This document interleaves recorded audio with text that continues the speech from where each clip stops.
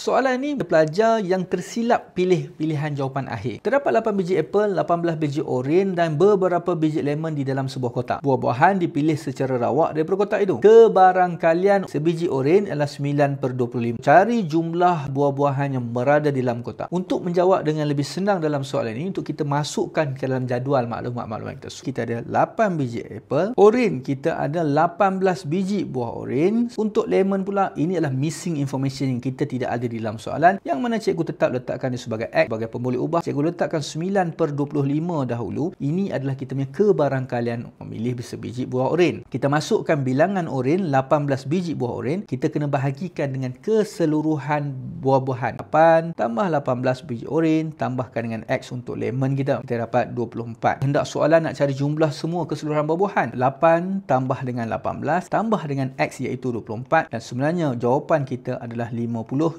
iaitu C. Mungkin ada pelajar yang terciduk masukkan jawapan 24. Sebab tu cikgu kata berhati-hati, soalan objektif bukannya susah, bukannya senang juga, tetapi takut-takut termasuk ke dalam perangkap.